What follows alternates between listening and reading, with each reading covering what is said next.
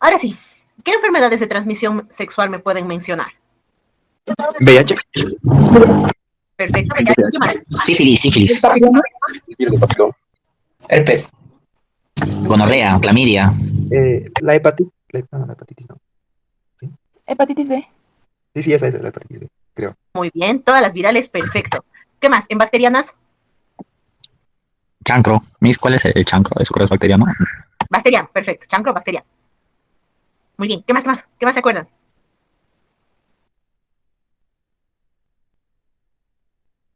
Ya le dije la sífilis, gonorrea, clamidia. Muy bien, ¿qué más? Vamos a ver, gonorrea ya, clamidiasis, perfecto. Sífilis también está. El chancro blando nos faltaría. ¿Y parasitarias? Tricomoniasis. Micóticas, en algunos casos la candidiasis. ¿Listo? Entonces las enfermedades de transmisión sexual pueden ser virales, bacterianas, parasitarias y micóticas. Entonces ahora nos vamos a encargar de conocer a las bacterianas, ¿ok? Entonces vamos a comenzar con la Neisseria. La Neisseria viene de, la familia es de la Neisseriaceae. Dentro de esta familia vamos a tener a la Neisseria, la Quinella, Eikenella, Simonella y Aliciela. ¿Listo? Las Neisserias, que son las primeras de acá, son cocos gram negativos, son diplococos. Las más importantes son dos, la gonorreae, que es el gonococo, y la meningitidis, que es el meningococo. Sus nombres les indican, o sea, gonorreae, entonces asociado a quién? Gonorrea. Meningitidis asociado a qué? Meningitis. ¿Listo? Entonces, estos van a tener la característica de que pueden ingresar dentro de nuestros polimorfonucleares para poder sobrevivir y salvarse del sistema inmunitario. ¿Listo? La diferencia entre el meningococo y el gonococo es que los gonococos van a tener plásmidos. ¿Listo?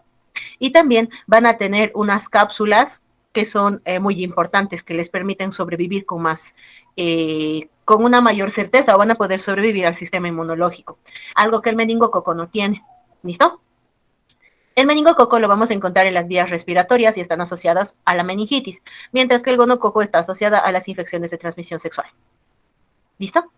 Entonces, a otras clasifican a las neiserias como patogénicas y no patogénicas, siendo las patogénicas aquellas que, como sean la gonorrea y la meningitidis, y las no patogénicas, la flava, la subflava y la parangitidis. Entonces, la que nos interesa solamente son estas dos.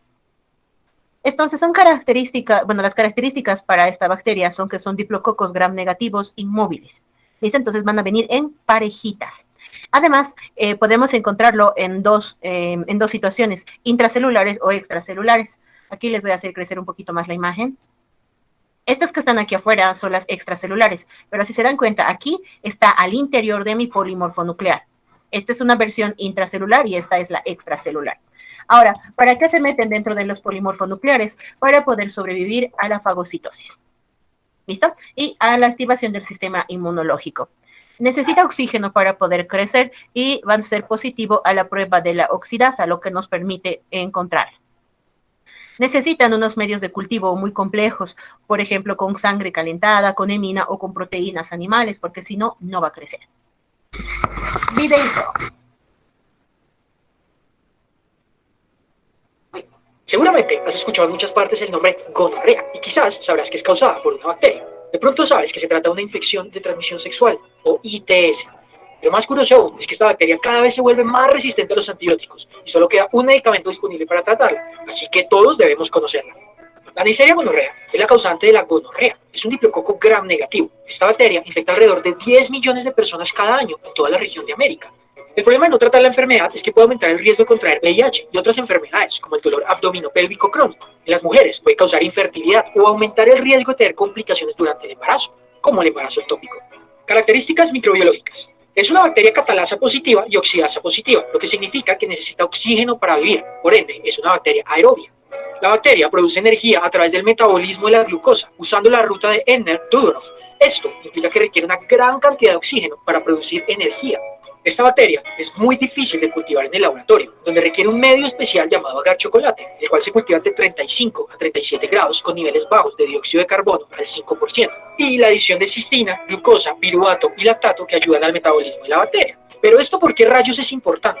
Pues bien, al ser una bacteria tan compleja, cuando se toma la muestra al paciente para diagnosticar la infección, se deben usar unos hisopos de dacrón o con punta de rayón, y no de algodón o alginato de calcio, pues la bacteria podría morir, lo que daría un falso negativo. Inmediatamente se toma la muestra, se debe inocular en el agar chocolate que ya mencionamos, y debe ser transportado inmediato al laboratorio para que se pueda analizar.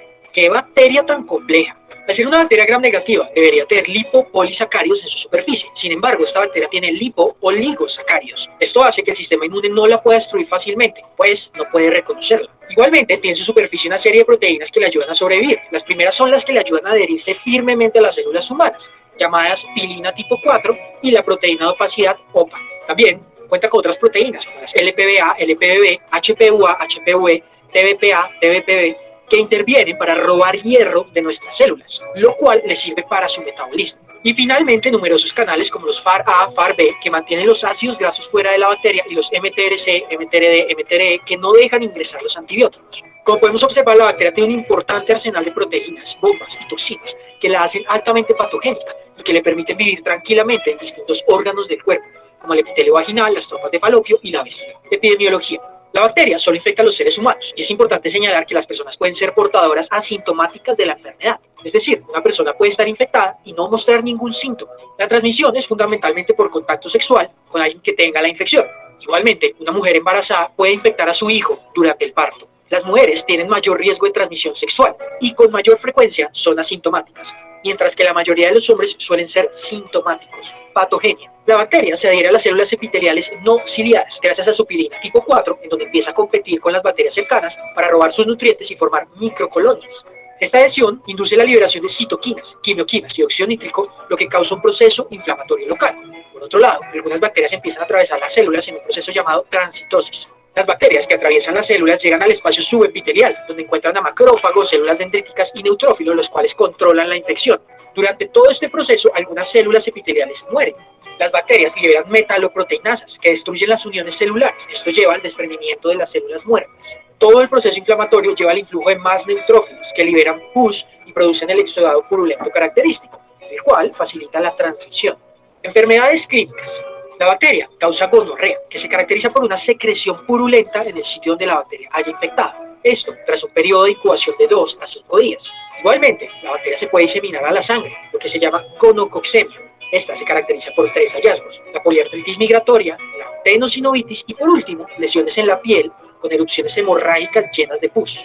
Por otro lado, si una mujer infectada da a luz, la bacteria puede infectar los ojos del recién nacido. Esta es la razón por la que a los bebés se les aplica antibiótico en los ojos al nacer.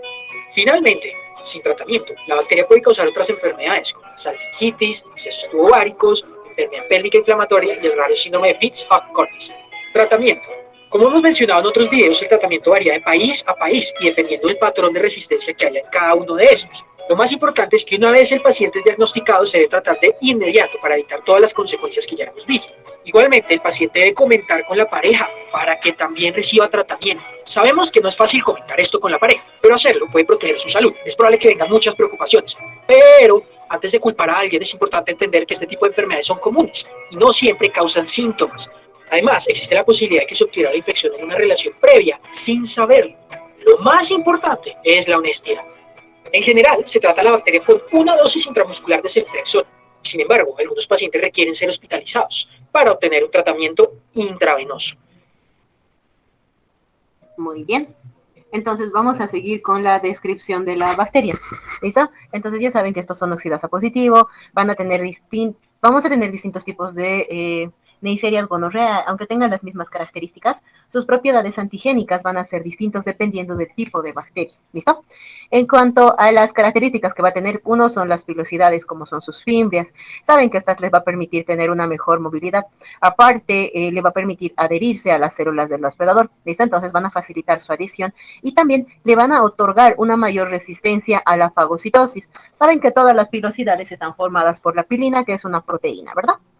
Después, como les decía, una misma cepa del gonococo puede producir distintos tipos de pilina. No tiene que producir las mismas fimbrias todo el tiempo. Puede modificarla en algunas oportunidades. Otra de sus características asociadas a su virulencia es la proteína POR. ¿Listo? Estas le ayudan en la parte de la citólisis intracelular. Cuando viene el polimorfo nuclear y lo fagocita, ustedes recuerden, la fagocitosis. Cuando hemos hablado de la fagocitosis, hemos visto que se va a formar el fagosoma, ¿verdad? Y cuando el fagosoma se une a los lisosomas, voy a tener la formación del fagolisosoma. De esta manera, recién se va a poder destruir la bacteria. Si no se forma el fagolisosoma, no se destruye la bacteria.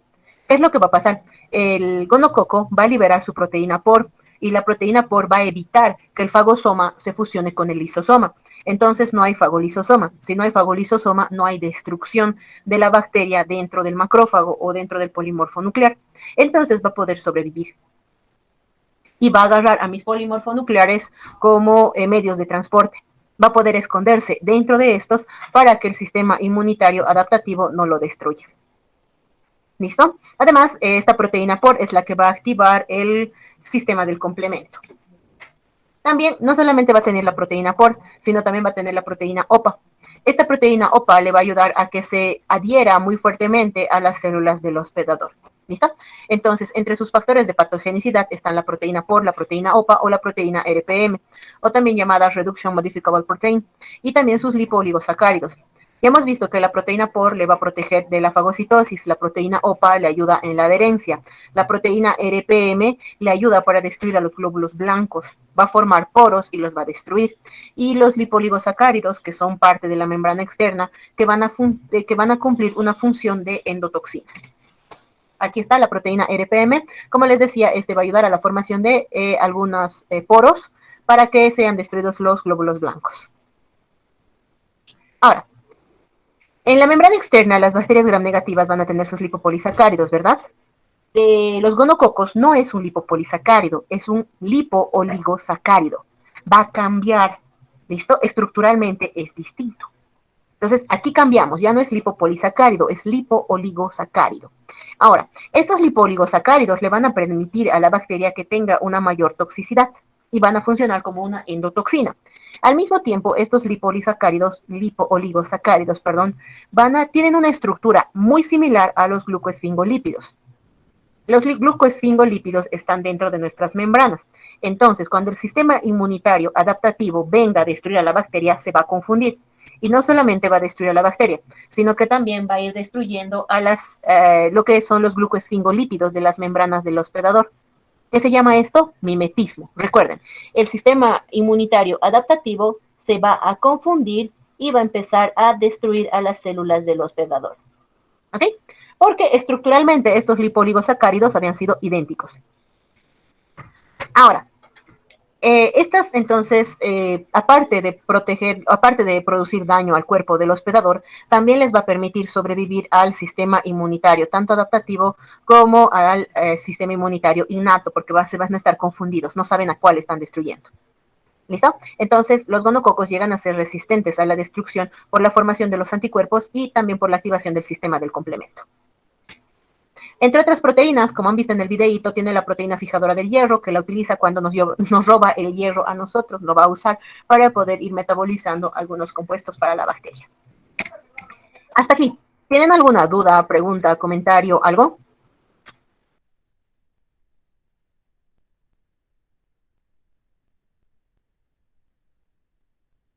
¿Dudas, preguntas? ¿Vamos bien con la parte de sus proteínas, glucosfingolípidos, todo?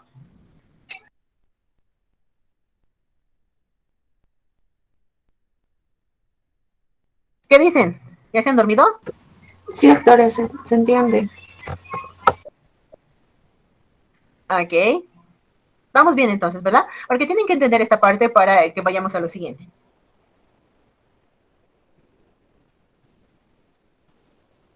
Sí, se entiende, doctora. Muy bien. En especial lo de los lipoligosacáridos, porque esto va a producir que cuando tengamos a la bacteria, no solamente vamos a tener daños producidos por la bacteria, sino que también vamos a tener los daños asociados al sistema inmunológico hiperestimulado. ¿Ok?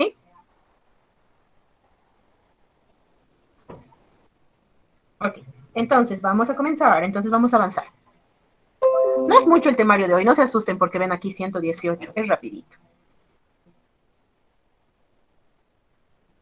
Ok, en cuanto a la patogenia, la anatomía patológica y las manifestaciones clínicas.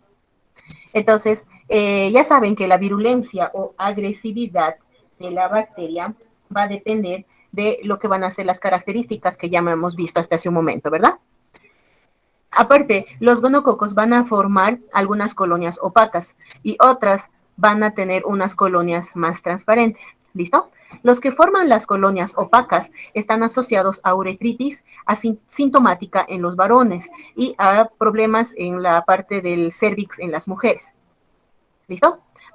Ahora, los gonococos que van a formar las colonias transparentes son encontrados o se los halla en aquellos varones que van a tener una infección uretral asintomática. Y en las mujeres cuando tengan ya una gonorrea más invasiva y esté asociada a una salpingitis o infección diseminada. Entonces, los de las colonias opacas son un tanto más agresivos en los varones que en las mujeres, mientras que las colonias transparentes son más agresivas en las mujeres que en los varones, en resumen. ¿Listo? Entonces ya saben que por las características que va a tener en su estructura también va a poder escapar del sistema inmunitario. Le gustan las mucosas, entonces la podemos encontrar en las mucosas del aparato geniturinario, del ojo, del recto, la faringe, y me va a producir una supuración aguda, seguida o desencadenada por una invasión de tejidos. Entonces, si yo no lo diagnostico a tiempo, puede ir avanzando y me va a desarrollar una inflamación crónica con fibrosis. Ya saben que los fibroblastos se activan cuando la inflamación es tan fuerte y no hemos dado tratamiento que el mismo cuerpo está intentando regenerar o recuperar o disminuir el daño producido. ¿Listo? En los varones vamos a poder encontrar una uretritis con salida de pus amarillenta cremosa y aparte por la uretra obviamente, y aparte vamos a tener disuria, lo que nos haría pensar o a veces tenemos que hacer el diagnóstico diferencial con una infección urinaria. Si no damos tratamiento puede llegar hasta el epidídimo. Y hemos dicho, después de una inflamación aguda, vamos a seguir con una inflamación crónica. Y después de la crónica que viene, la fibrosis. Entonces, a veces incluso podemos llegar a tener una estenosis uretral. Obviamente, la estenosis uretral va a ocurrir cuando pase mucho tiempo y el proceso inflamatorio haya seguido avanzando. En algunos casos, como han visto, algunas cepas me van a dar simplemente una uretritis asintomática en los varones y no va a tener ninguna sintomatología, pero puede ir contagiando la enfermedad. En las mujeres, la infección primaria va a ser en el cérvix y puede llegar hasta la uretra y la vagina y vamos a tener una secreción blanquecina por lo que es la vagina. Luego, si no damos tratamiento, va a llegar a las trompas uterinas y me va a producir una salpingitis. Ahora, si en los varones nos producía una obliteración, en las mujeres también. Me va a dar fibrosis y obliteración de las trompas de falopio, lo que me va a disminuir la capacidad reproductiva. ¿Ok? Entonces, la esterilidad se va a llegar a presentar en un 20% de aquellas mujeres que han desarrollado la salpingitis gonocócica por obstrucción, por obliteración de las trompas de falopio. ¿Listo? Entonces, en algunas oportunidades, la cervicitis gonocócica crónica o también lo que es la proctitis no produce síntomas. Proctitis, que significa inflamación del recto. ¿En qué momento se contagiaría el recto? En sexo anal, ¿verdad?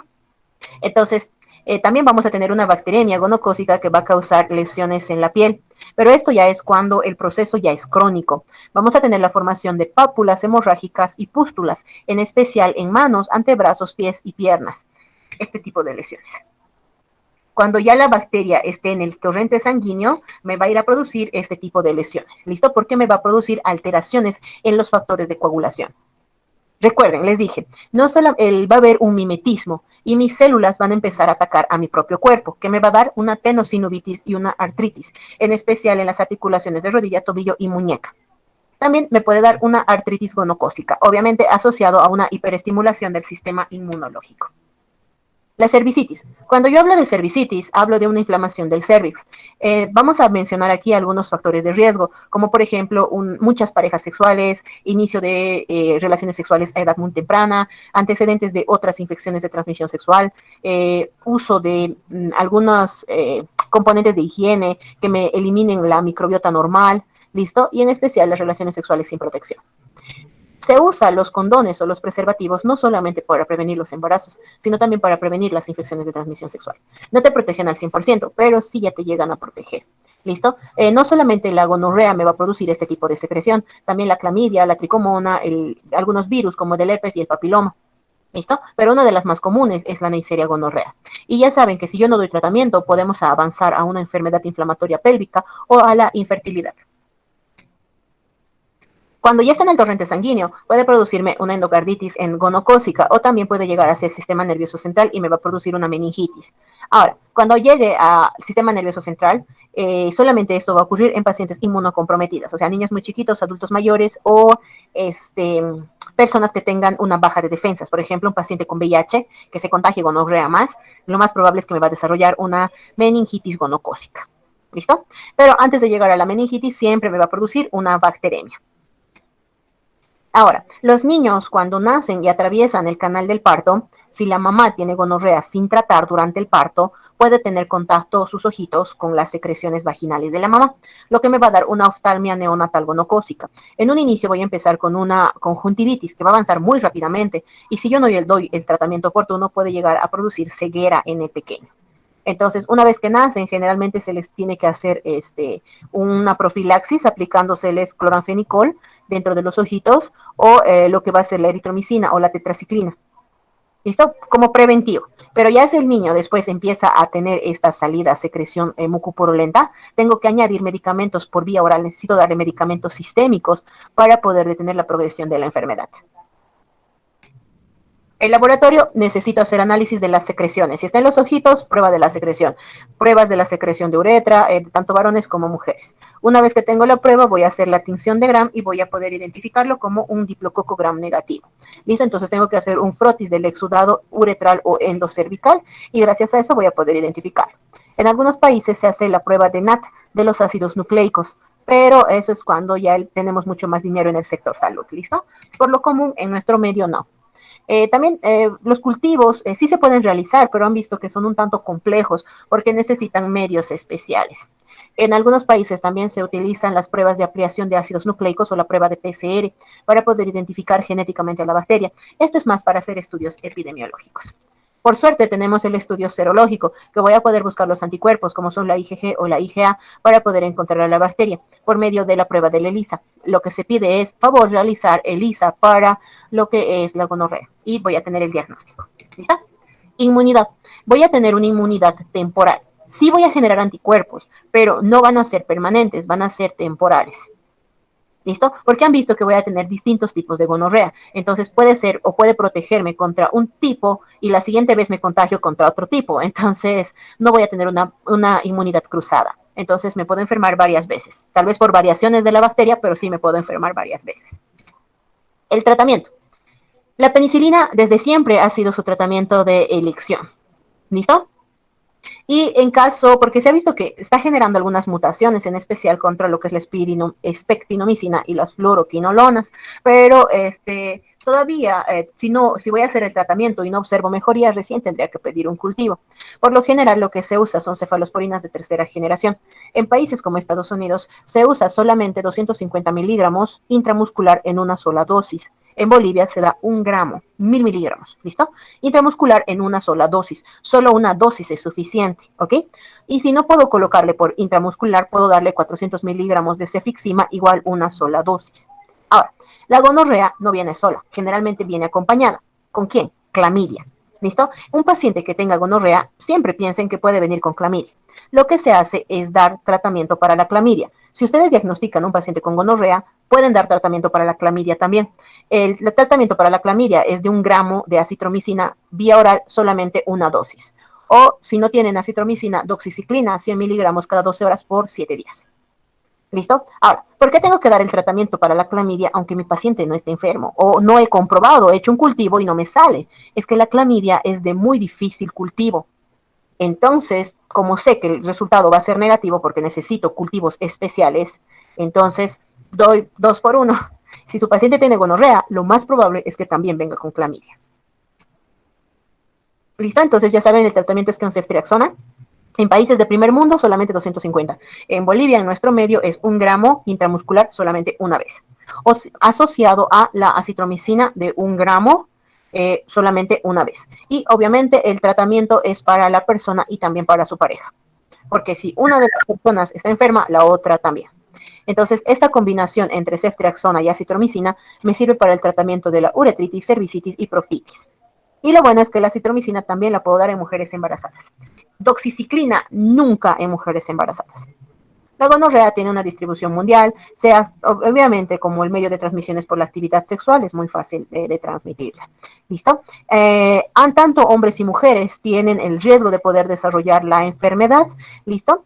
Y en un inicio ambos van a ser asintomáticos, entonces cuando ustedes den el diagnóstico tienen que ser muy precavidos con sus palabras, tienen que ser muy cautelosos y elegir muy bien las palabras para el diagnóstico. Muchas veces las enfermedades de transmisión sexual necesitan que ustedes tengan muy buena labia y elijan bien las palabras para dar el diagnóstico al que están llegando. ¿Listo? La profilaxia mecánica, o sea, con el uso de condones, nos va a proteger de forma parcial. ¿Listo? Y para cuando tenemos un niño que nace de una madre que tenía una infección por gonorrea, el ungüento de eritromicina o lo que es la gentamicina nos va a ayudar a prevenir la aparición de la oftalmia neonatal. Pero en caso de que presente sintomatología, hemos dicho que empezamos con tratamiento vía oral. Y con eso terminamos la gonorrea. Ahora sí, les toca, pregunten. Doctora, eh, este, bueno, no me quedó claro, pero acerca de la penicilina, en caso de la gonorrea, ¿no se usa penicilina o también se puede usar? Sí, también puedes usar, pero lo que está siendo más utilizado son las cefalosporinas de tercera generación. Doctora, y en este caso, ¿qué penicilina se usaría? La benzatínica. Pero no tiene tanto efecto porque ha ido generando resistencia, por eso ni pierdan su tiempo con penicilina, directamente cefalosporinas de tercera. Ah, ya, pero es que lo que pasa, doctora, es que acá, por ejemplo, en Perú, ¿cómo se puede decir? Así igual que en Bolivia hay como que zonas rurales donde a veces no llegan cefalosporinas de tercera y solamente lo más común llega, ¿no? Como por ejemplo penicilinas. Entonces, y hay personas así que viven en zonas rurales que tienen estos casos de enfermedad de transmisión sexual y pues no van a la ciudad a tratarse, ¿no? Y prefieren estar ahí tratándose en un centro de salud no más pequeño, pues. Por eso le menciono, ¿no? Muy bien, entonces en estos casos, digamos, sí te podría servir la penicilina benzatínica, pero ha ido generando resistencia a la penicilina, ya tiene resistencia a lo que son las fluoroquinolonas, entonces si no ves efecto, entonces sí o sí tendrías que conseguir las cefalosporinas de tercera. Hoy en día, bueno, antes, unos 10 años atrás, era muy complicado encontrar la ceftriaxona en los centros de salud muy alejados. Hoy en día es parte de los medicamentos de primera línea, según la Organización Mundial de la Salud. Entonces aumentamos la probabilidad de encontrar, o sea, de a pesar de estar lejos, de encontrar por lo menos 1 gramo de ceftriaxona. Es lo ideal para dar este tratamiento. ¿Listo? Entonces, existe, como dices, existe la posibilidad de que al estar muy lejos no lo encontremos, pero eso ya ha disminuido mucho porque está en la lista de los medicamentos esenciales. Entonces, un centro de salud de primer nivel de cualquier lugar tiene que tener ceftriaxona. ¿Listo? A menos que haya un déficit, no sé, que haya salido mucho en la ciudad y no hayan logrado abastecer al campo. Tal vez así, pero va a ser igual temporal. ¿Alguna otra pregunta? Doctora, y entonces sería, ¿cuánto de penicilina sería? Un millón Un millón doscientos. doscientos, ajá, 1.200.000.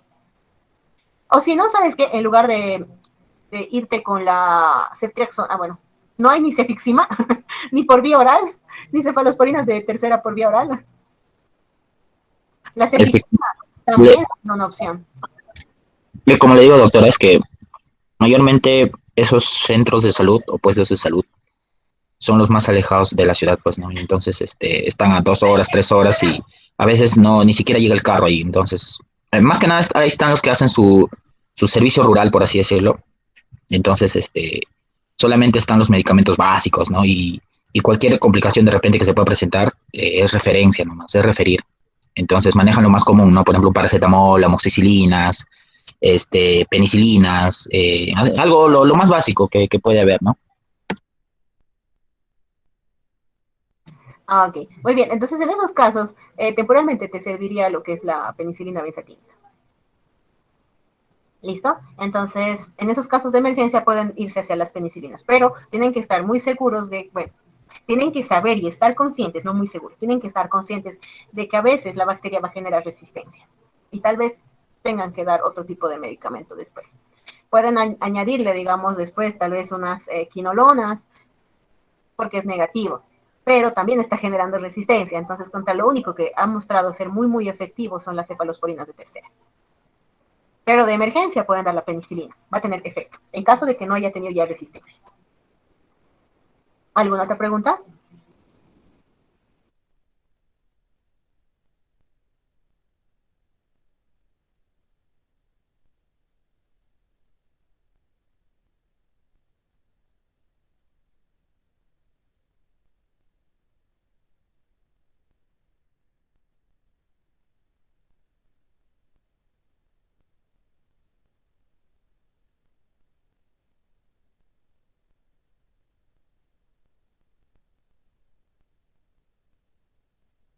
No, porque estoy esperando que hagan preguntas, Alex, por eso le apago el micrófono. Doctora, ahora eso que dijo de la Y es de la que, neonatal gonocócica.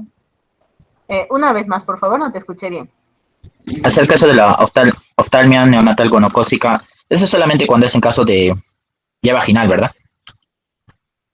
Tiene que tener contacto con el canal de parto. Claro.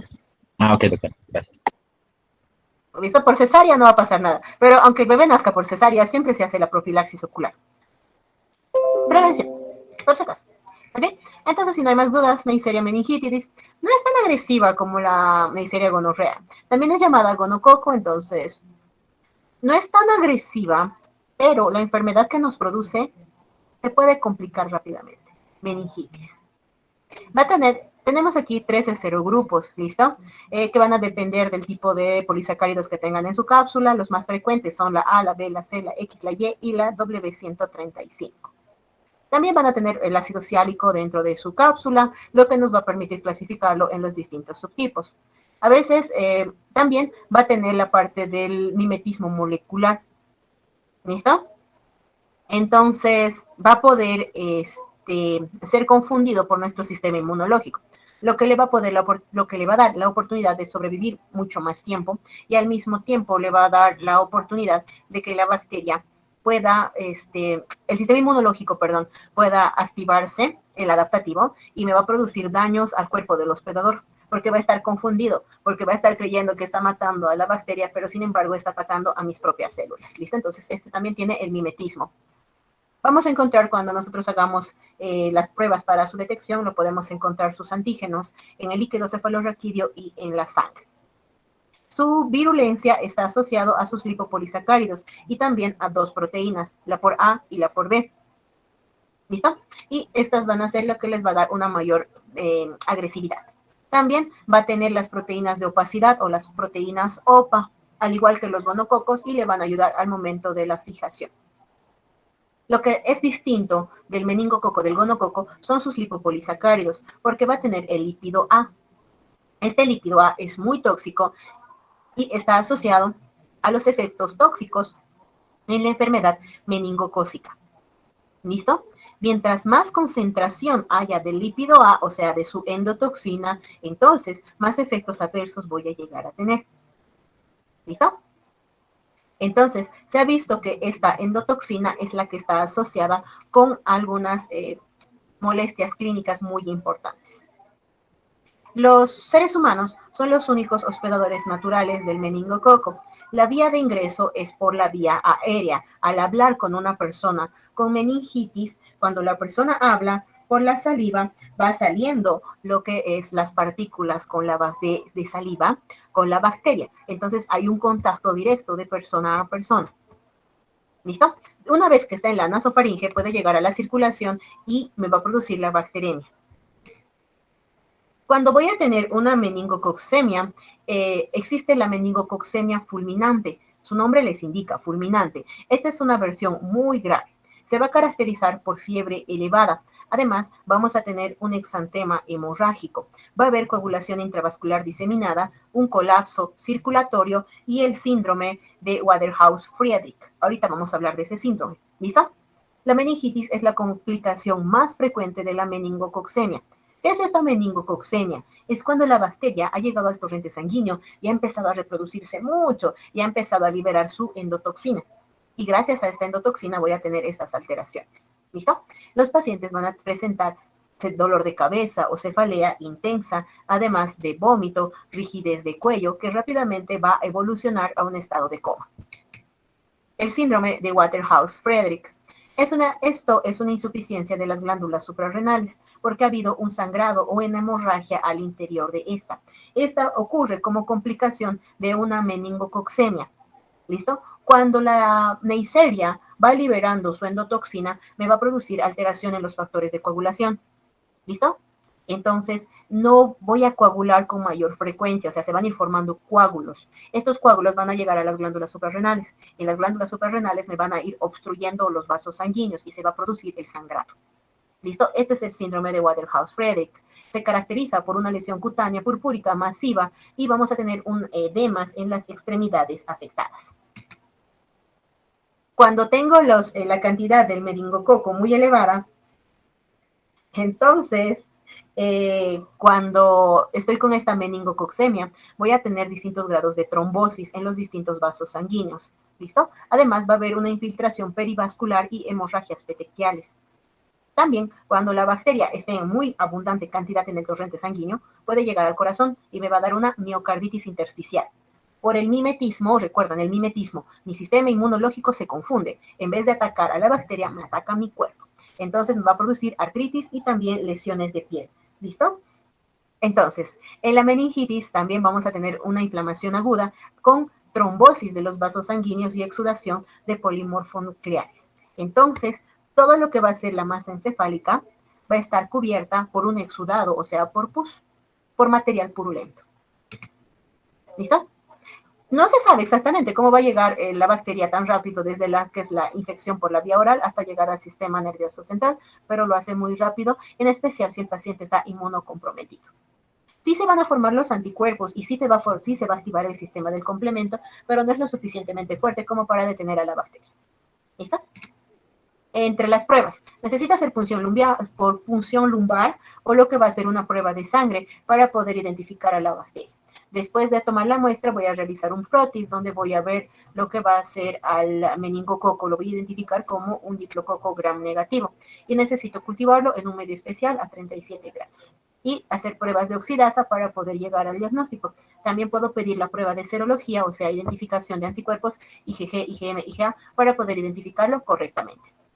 Sí se va a generar anticuerpos específicos contra la bacteria. Es por eso que para esta sí tenemos vacunas. ¿Listo? Se ha utilizado los antígenos para los tipos A, C, Y o Y, como quieran llamarlo, y W135. ¿Listo? Esto es lo que se está utilizando para la vacuna. En la actualidad se ha recomendado que se pueda realizar una vacunación sistemática en los adolescentes.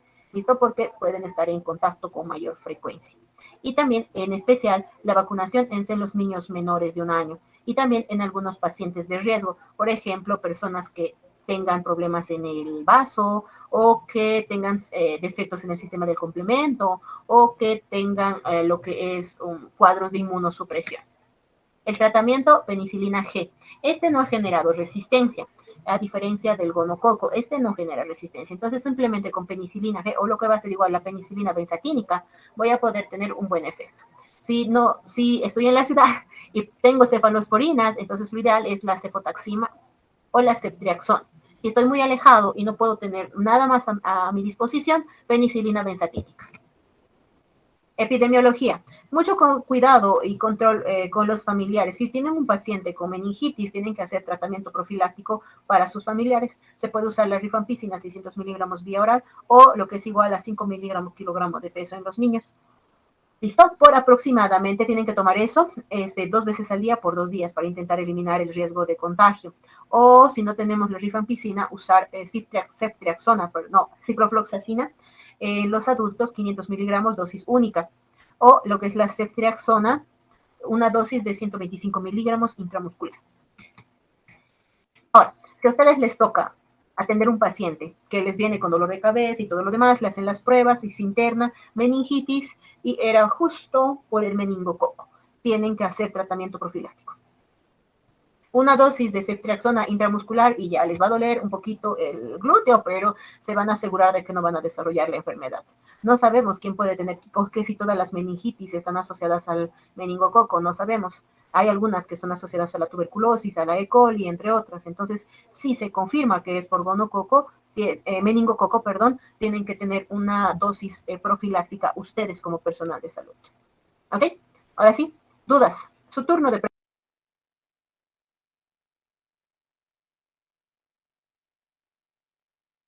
Doctora, Dime. doctora, ¿cuál es o sea, cuál es la complicación más grave que te puede llevar la meningitis? ¿Muerte del paciente? No, me refiero, o sea, que te puede llevar a tal extremo que llegues a una desorientación, una pérdida del tiempo y espacio, algo así. Sí, porque cuando ya está en las meninges, ya vas a tener todo eso. Eso no es complicación grave. Eso ya es sintomatología asociada a la meningitis. O sea, no vas a poder moverte, no puedes caminar, no puedes hablar, no puedes articular, vas a tener problemas. O sea, todo tu cerebro está cubierto de pus. Entonces vas a perder prácticamente todas tus habilidades. No vas a poder razonar, no puedes moverte porque vas a tener la rigidez de nuca. A veces incluso vas a tener la parte de la rigidez en la parte de la espalda. Entonces, si me preguntas, la complicación es la muerte. Una meningitis mal diagnosticada, tu paciente se muere. ¿Listo? Entonces, desde hace ya muchos puntos, esta bacteria tienen que tener cuidado con esto. Mal diagnóstico, mal tratamiento, adiós paciente. Con suerte lo vamos a encontrar en el momento en el que estamos empezando con los dolores de cabeza y los vómitos explosivos. Después de eso, nos va a aumentar mucho la presión intracraneal y el paciente va a perder todas sus habilidades. Ya no nos va a poder responder tampoco muy bien. ¿Ok? ¿Alguna otra pregunta?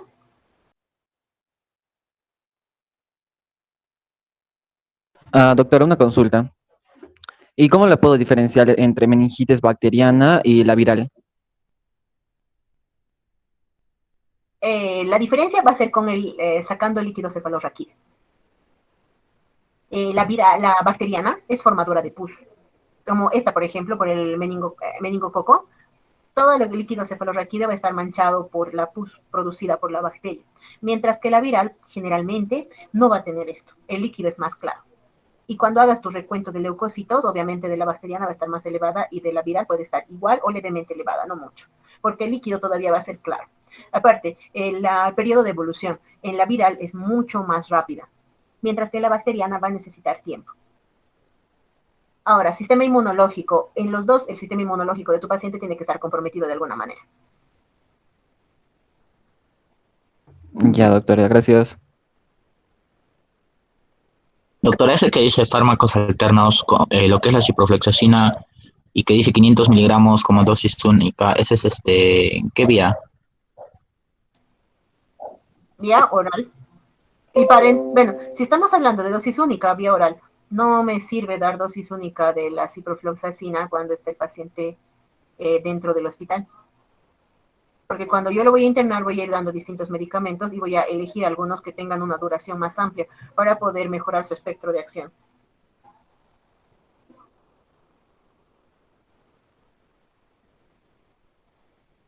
¿Alguna otra pregunta? Doctora, una consulta. Usted habló acerca de la clamidia y la gonorrea. Y en caso de que el paciente venga y diga que esa persona no ha tenido relaciones sexuales, pero padezca de clamidia o gonorrea, el tratamiento va a ser lo mismo, pero ya como tenemos que tomar su versión.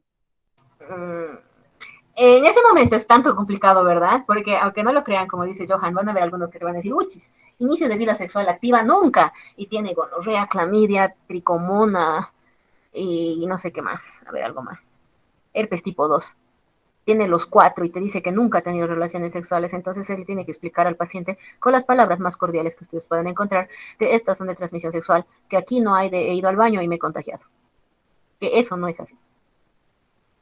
Primero, aceptación de que sí ha empezado actividad sexual, tal vez solamente una vez, no sabemos, no somos nadie para juzgar eso, pero sí tenemos que informarle al paciente y en caso de que sea menor de edad, también a los padres de que es una enfermedad de transmisión sexual. ¿Listo? Y en caso de violación, si la paciente o el paciente les indica que ha sido víctima de violación, también se tiene que hacer profilaxis antibiótica. Por lo menos dar ceftriaxona intramuscular más acitromicina vía oral. ¿Listo? Porque como no conocemos, obviamente, muchas veces al violador, hay que pensar que puede tener todas las enfermedades posibles y tenemos que hacer un tipo de profilaxis. En algunos países, en caso de violación, también se hace la profilaxis contra el VIH. Lamentablemente, en nuestro medio no estoy segura si se hace.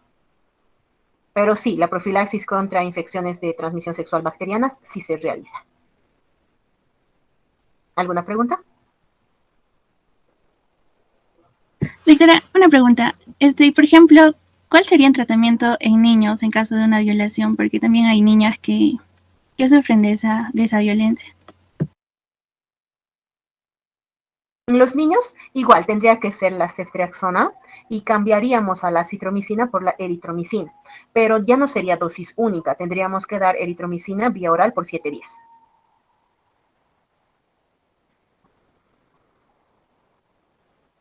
O sea que esta enfermedad solo pueden obtenerla por transmisión sexual. Sí. Ah. Solamente por transmisión. Aquí de que te vayan a decir que se han contagiado de esto en el baño. Bueno, no ahorita, no la meningitis bacteriana, sino estamos hablando de las de transmisión sexual, el gonococo, esos. Entonces, que te digan que lo han adquirido en el baño, no. Eso no. Doctora, una consulta. Para que se pueda transmitir también puede ser utilizando la ropa interior de otra persona, por ejemplo. Digamos, una mujer que está contagiada con sífilis, gonorrea o alguna otra, se pone y no la lava bien la ropa interior. Y otra chica, digamos, su amiga, le dice, oye, préstame, y se presta. ¿También se puede contagiar en ese caso? Tendrías que, es que necesita estar muy en contacto con las mucosas. Tiene que tener un contacto directo con las mucosas para que pueda reproducirse de forma correcta. Entonces, igual, el uso, digamos, de la ropa interior intercambiando así, no. Aquí ha habido contacto con mucosas, en otras palabras. ¿Listo? Para la mayoría de las de transmisión sexual ha tenido que haber contacto entre mucosas. Y la única forma, ya saben cuál es, ¿verdad? La relación sexual. Mucosa del varón con la mucosa de la mujer, o mucosa del varón con la mucosa del varón, dependiendo del tipo de relación sexual que sea. ¿Quiénes tienen más riesgo si hablamos de orientación sexual? Los bisexuales. Porque ya saben que van a ser nuestra población puente, que también van a tener relaciones sexuales tanto con mujeres como varones, entonces tienen mayor riesgo de empezar con estas enfermedades. ¿Ok? Vayámonos hacia la clamidia. Esta y la gonorrea vienen muy, muy juntitas, bien de la manito estas dos, ¿ok? Dentro de las clamidias vamos a tener la clamidia trachomatis, la clamidia pneumoniae y la clamidia psittaci. ¿Listo? Vamos a tener distintos subtipos de las clamidias, ¿listo? No solamente una me va a producir una enfermedad, te pueden producir distintos tipos de enfermedades. Son bacterias gram negativas, son intracelulares, ¿listo? ¿Por qué? Porque no forman ATP, solitas no forman energía, entonces necesitan robar la energía del hospedador, por lo que van a ingresar al interior de la célula. Son patógenos intracelulares estrictos, obligados. Si no están dentro de la célula, se mueren. Ahora, por eso los cultivos son difíciles. Si yo hago un cultivo para clamidia, es poco probable que me salga positivo. Por eso, si un paciente tiene gonorrea, sospecho que también tiene clamidia y le doy el tratamiento. Porque si hago el cultivo, la clamidia no me va a salir porque necesita medios muy, muy, muy especiales. ¿Listo? La clamidia tiene un ciclo bifásico de reproducción. La primera parte está la partícula infecciosa, que es también llamada elementary body, que es la EB, que esta es la que va a tener contacto con la célula del hospedador, se va a fusionar y va a ingresar para llegar al citoplasma. ¿Listo? Una vez que esté dentro del citoplasma, va a empezar a intentar multiplicarse, va a empezar a robar el ATP de la célula del hospedador y va a empezar a dividirse. ¿Listo? Entonces, una vez que empieza a crecer el elementary body, cuando ha empezado a robar nutrientes, ATP y está empezando con la reproducción, crece y se forma o se transforma en el cuerpo reticulado, que es un poco más grandecita. Entonces, como elementary body, simplemente ingresa dentro de nuestras células y va robando nutrientes y energía. Como cuerpo reticulado ya es más grande y puede reproducirse. Como cuerpo reticulado va a empezar a reproducirse en el citoplasma dentro de nuestras células. Desde que es elementary body hasta cuerpo reticulado le va a tomar 72 horas. Y ya como cuerpo reticulado puede empezar a reproducirse muy rápidamente. ¿Listo? Entonces, estructuralmente, Parece ser gram negativa, pero no es 100% gram negativa, simplemente comparte algunas características. ¿Por qué? Porque no tiene la pared de peptidoglucanos, o si lo tiene, es muy delgada. Entonces es muy móvil, y gracias a que es muy móvil puede ingresar dentro de las células. Entonces no la puedo teñir con la tinción de gram. ¿Listo? Entonces no tiene la tinción de gram, entonces voy a usar la tinción de Giemsa. ¿Listo? Y a veces tengo que usar lo que es la inmunofluorescencia para poder identificarlos correctamente. Por eso les decía, si su paciente tiene gonorrea, sospechen de que tiene clamidia, porque si piden tinción, no va a salir, no se tiñe con la tinción de Gram. Si piden cultivo, no va a salir, no crece en el agar sangre o en el agar chocolate, necesita medios especiales. ¿Ok? Antígenos. Obviamente va a tener antígenos que van a formarse dentro de la bacteria para que nuestro cuerpo llegue a reconocerlo para formar lo que van a ser los anticuerpos. ¿Listo? Estos antígenos están asociados a algunas proteínas que tiene en la membrana externa. Estos antígenos también nos van a permitir clasificarlo en dos variedades, la biovariedad tracoma o la biovariedad linfogranuloma venéreo.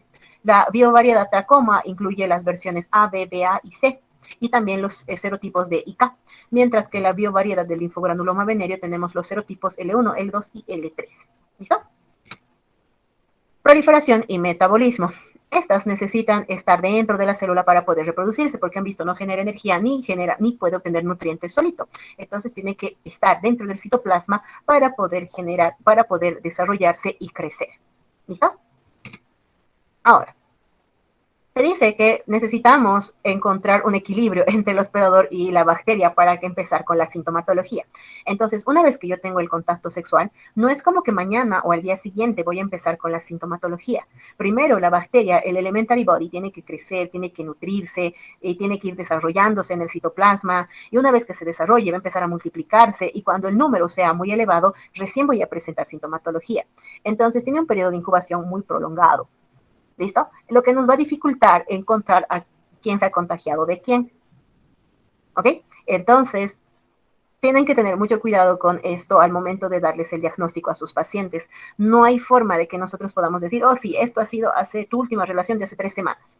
No podemos, porque va a depender primero de la clamidia y después del hospedador. ¿Ok? Entonces, igual se van a formar algunos anticuerpos, pero no van a ser no va a ser tan posible que la puedan atacar, porque como se está escondiendo dentro de mis células. Pero lo bueno es que el tratamiento con antibióticos tiene muy buenos efectos porque la elimina de todos los tejidos. ¿Listo? Entonces vamos a poder clasificar a las clamidias, ya saben, en 3 grupos, que ya les hablaba hace un momento.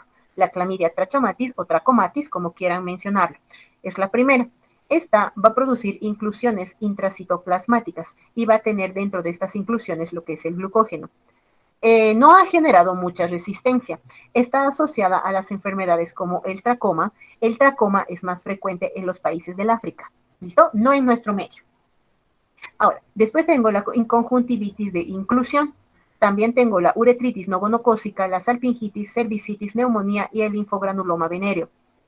Entonces, ¿quién es la bacteria que produce el linfogranuloma venéreo? La clamidia trachomatis o trachomatis, como ustedes quieran mencionarlo. Me va a dar la uretritis no gonocócica, entonces voy a tener una salida de secreción por la uretra y tengo que hacer diagnóstico diferencial con la gonorrea. Como a veces no puedo hacerlo, entonces doy tratamiento para los dos. La otra clamidia que es patógena es la neumonía. Esta no va a tener las inclusiones intracitoplasmáticas y generalmente es resistente a las sulfonamidas y me va a desarrollar enfermedades respiratorias en las personas. La clamidia psittaci. Esta me va a producir inclusiones intracitoplasmáticas, pero sin glucógeno, y también es resistente a las sulfonamidas. Está asociada a la enfermedad de la citacosis, y esta es una enfermedad que nosotros la adquirimos al tener contacto con aves contaminadas. Hasta aquí. ¿Tienen alguna pregunta?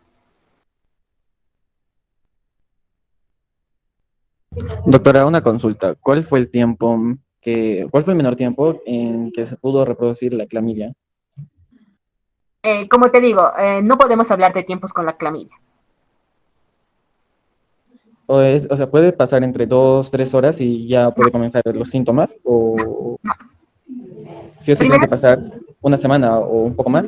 Puede pasar días hasta semanas, Johan. ¿Por qué? Porque primero el cuerpo el elementary body Primero tiene que crecer, tiene que nutrirse, generar energía, robar nutrientes y recién cuando esté bien bonito, grandecito, va a empezar a reproducirse. ¿Cuánto tiempo le va a tomar eso? Depende del hospedador. Entonces así, con esta bacteria yo no les puedo decir tiempos. Tiempo de reproducción, así no. Va a ser el tiempo que le tome al elementary body crecer. Pueden ser horas, pueden ser días, va a depender del sistema inmunológico y de la persona. Y además de si está viniendo solo. Si está viniendo la clamidia más el gonococo, entonces estamos bajando el sistema inmunológico, entonces posiblemente la sintomatología aparezca más rápido. ¿Listo? Entonces, en este caso no les puedo decir de tiempos.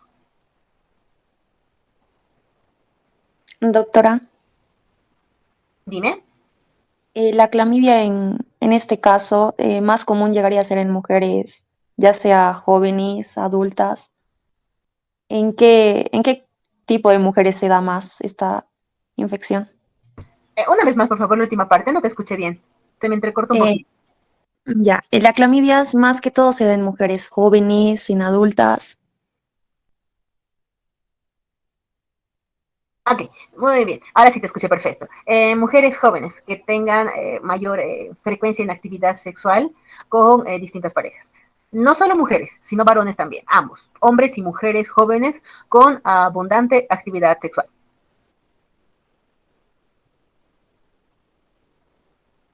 Y en este caso sería más en las mujeres ¿cómo se les llamaría? Trabajadora sexual, más claro. En este caso sí, tendrían un factor de riesgo, a menos que al ser trabajadoras sexuales usen bien la parte de los de los condones, de los preservativos, eso disminuye el riesgo. Por ejemplo, si hablamos de riesgo, también podríamos contar como riesgo que las actividades sexuales que tienen los jóvenes los fines de semana, con consumo de alcohol y algunas otras sustancias que ni siquiera van a pensar en el preservativo. Entonces, estas enfermedades, eso quiero que empiecen a ampliar un poquito. Antes siempre se pensaba que las enfermedades de transmisión sexual era más frecuente de las trabajadoras sexuales y de los homosexuales. Pero no es así. Todo depende de la responsabilidad de la persona. Y si hablamos de responsabilidad, las personas más irresponsables con esto son los adolescentes que están empezando con actividad sexual, que suelen salir a las fiestas y todo entre los fines de semana. ¿Por qué? Porque muchas veces viene la fiesta, más consumo del alcohol y otras sustancias, entonces no van a poder decidir o pensar correctamente al momento de colocarse el preservativo. Doctora, y en caso de mujeres embarazadas, ¿puede llegar a contagiar al bebé? Al igual que el gonococo, al momento del nacimiento, al tener contacto directo con las mucosas, ahí sí podemos desarrollar una conjuntivitis por clamidia.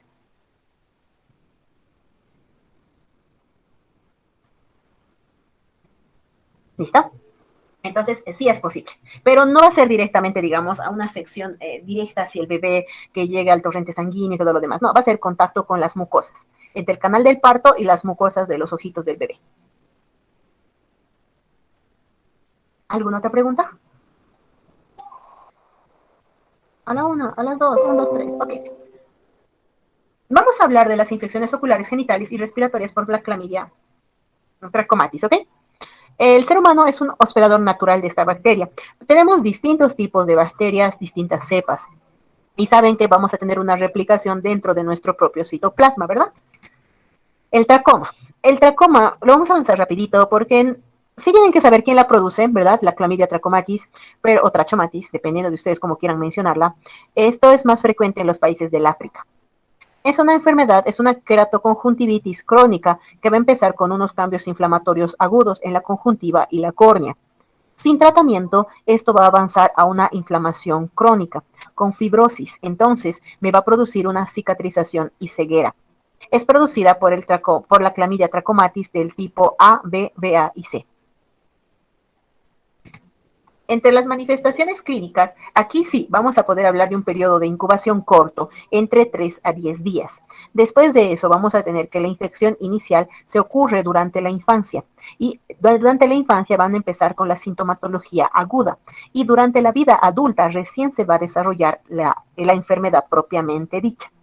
¿Listo? Entonces, los síntomas que el paciente va a presentar son lagrimeo, secreción mucopurulenta, hiperemia conjuntival e hipertrofia folicular. Aparte, vamos a tener el entropión, que es que el ojito se va a girar, bueno, el párpado inferior se va a girar hacia el ojo, hacia la conjuntiva, y vamos a tener que las pestañas que están en el párpado inferior van a ir raspando la conjuntiva constantemente. ¿Listo? Entonces vamos a tener queratitis epitelial, infiltrados subepiteliales, ¿listo? Que esto se conoce como el paño corneal. Como es un proceso inflamatorio crónico, va a presentar cicatrización de la conjuntiva con deformidades, como les decía, el entropión y la triquiasis. ¿Qué es la triquiasis?